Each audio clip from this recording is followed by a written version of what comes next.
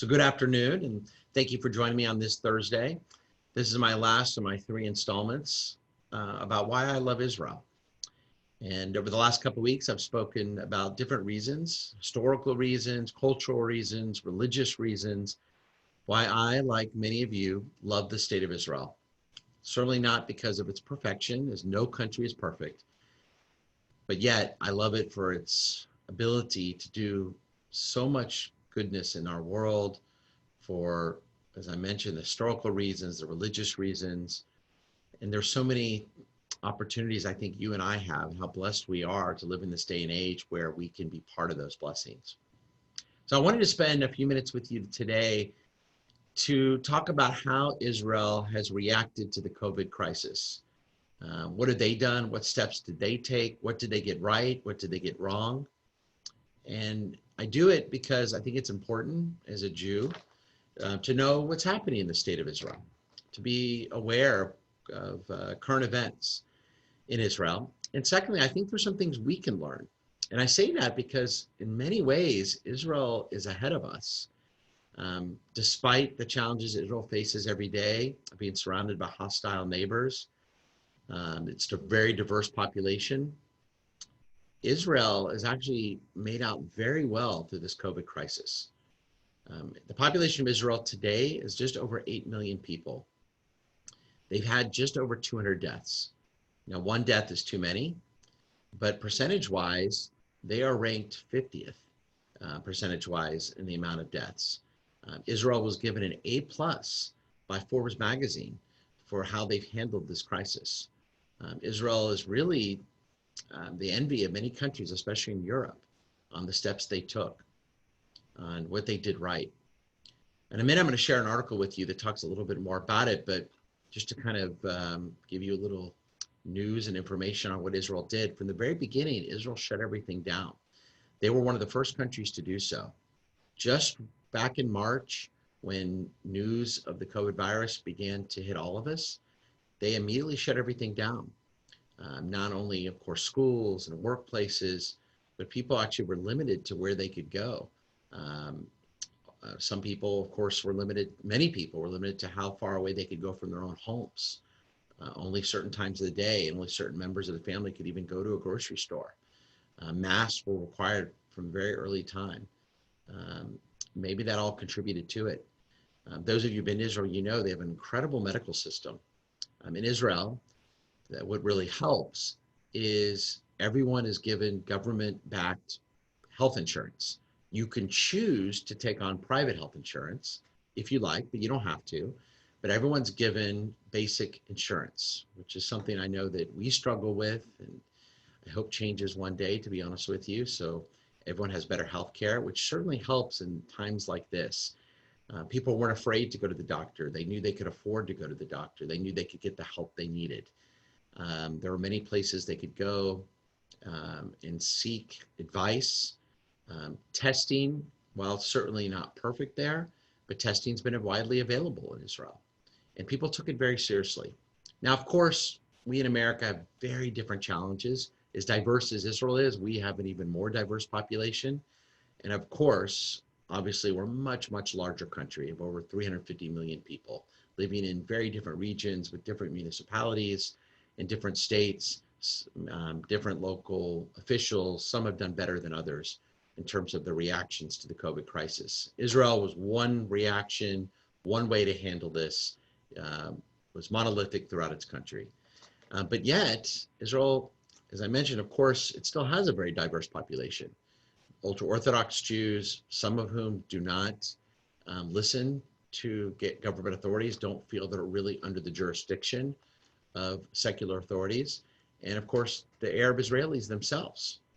I'm pleased to tell you that the Arab Israelis have been incredible through this whole process. We can be very proud, and I think it's obviously a good thing. It needs to get even better. Many Arab Israelis are doctors, nurses, pharmacists, work side by side by their Jewish colleagues. It's really nice to see. And of course, even more needs to be done to help the Arab Israelis feel a full part of Israel. But that really helped. And there have not been major problems in Arab Israeli towns. They've taken it very seriously, and even the United Nations, which is often the first to criticize Israel, has come out and praised Israel often on its reaction and how it's worked with not only Arab Israelis, but also Palestinians in keeping the crisis under control. It's been really good to see. In the ultra-Orthodox neighborhoods, not as good. There have been some problems. Some of the hot spots have been in some of the more ultra-Orthodox areas. It took them a little bit longer to shut down the yeshivas, the Orthodox schools, to stop praying together in a minyan, to stop the large life cycle events, whether they're weddings or funerals. And there were some problems in some of the ultra-Orthodox areas, and whether they're in Bnei Brak outside of Tel Aviv or in Jerusalem, in Yeshurun and other ultra-Orthodox Jewish areas. It took them a little while to get there, but they did eventually. And for the most part, the crisis has been contained even in those highly densely populated areas as well. So what did Israel do right? And what can we learn from? So I want to bring you to an article that you can find online. It's a place I check really almost every day. And it is called timesofisrael.com. And I love Times of Israel because it's a very center. It's not right wing, it's not left wing. It's very center on how it reports on what's happening in Israel. They do a really nice job. So, for some reason it's not there. Give me just a second. I'm going to open it up. And okay, here it is. Let me now share this article with you. I love Times of Israel because, as I said, it's a very even-handed approach on what's happening in Israel. In this article entitled, It's Not Over, An Uncertainty Abounds, but Israel's COVID-19 stats are stunning. And this was written by David Horowitz, who's the editor of timesofisrael.com. And he goes through at the very beginning, talking about some of the things Israel didn't do right, like any country, and there have been some failures. And yet, and I'm going to pick up where he says right here, and yet, just look at the numbers, the horrifying, heartbreaking death tolls around the world. As of this writing, Israel's population, 9.2 million people, has suffered 219 fatalities in the coronavirus pandemic. Of nearly 16,000 confirmed cases, more than half have now recovered. Fewer than 100 Israelis are currently on ventilators. Compare those figures to other countries. If you go to worldometers.count, which is really an amazing place to go, based on approximately the same stats, Israel has 25 fatalities per million citizens, which puts us at about 50th in the world and better than the global average. Certainly not peerless, but striking nonetheless. And then it compares Israel to some other countries. For example, Belgium, which has a population of 11 million, a little bit larger, has 7,500 fatalities, 34 times as many as Israel.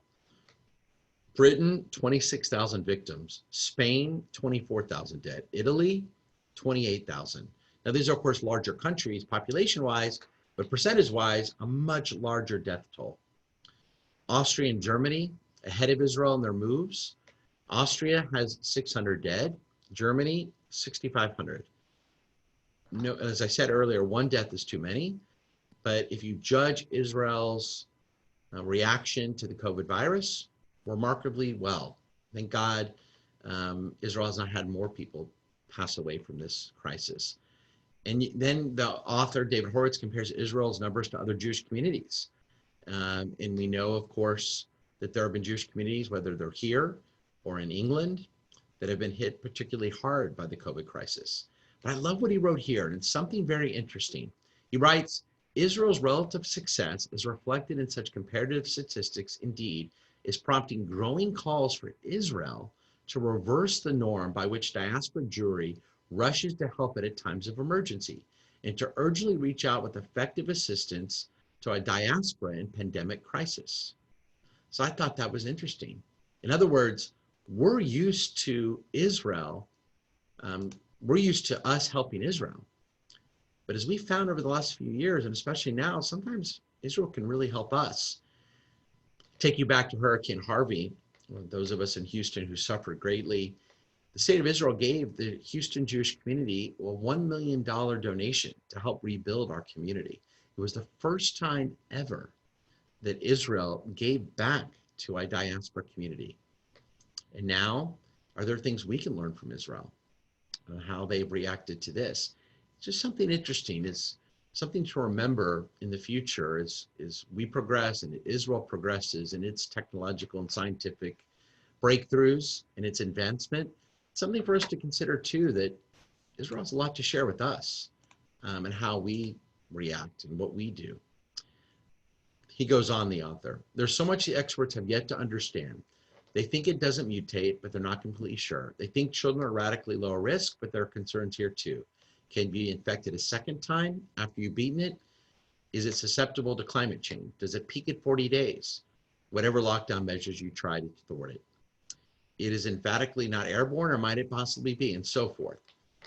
And then the author outlines several scenarios of things we just don't know yet. But in the scientifically Israeli context, are our numbers so low because we're not porting them properly? That seems highly unlikely. Because we're not a huggy, kissy nation? But we are. Are we doing so relatively well because we're a relatively young population? Are our hygiene norms notably better? Are our wonderful healthcare professionals uniquely outstanding? These are all questions. Perhaps that's why. Who knows? But the reality is Israel's done really well. Is it because they shut down so soon? Is it because Israelis have taken this more seriously? Is it because of the good medical care? These are all questions that we have to continue to search, continue to look for, continue to find answers, because there might be things that we can learn. I would say, as my own unscientific opinion, I think one thing that does help and could never really work here, but they've had one voice, one government that speaks for all Israelis. In our republic system of federal government, state governments, I know it's not feasible. It's not what we're based on. It's not how the American system was set up. But it does help. If you have people throughout the country following one way, maybe that makes a difference. As the weeks and months go by, we have to wait and see how our approach, how we make out.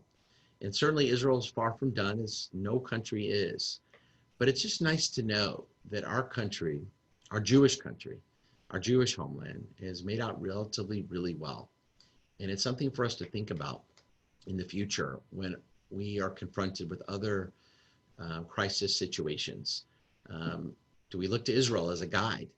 Can we learn from Israeli scientists, doctors, academics, intellectuals? There might be a lot we can learn.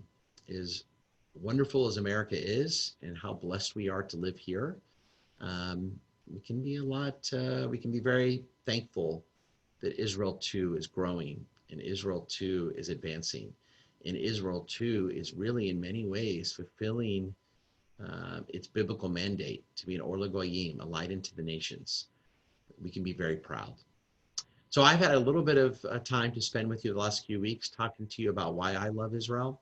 I hope you'll continue to go on in your own study, in your own work, whether it's checking out the Times of Israel website every day or reading different articles or different books. There's just so much we can continue to learn and to explore on what Israel does on a daily basis that can really fill us with pride. Again, thank you for joining me. Hope to see you soon in person, and continue to check out our website for so many opportunities to get involved with Beth Yeshurun virtually as we continue with our virtual online presence throughout this crisis. Thank you.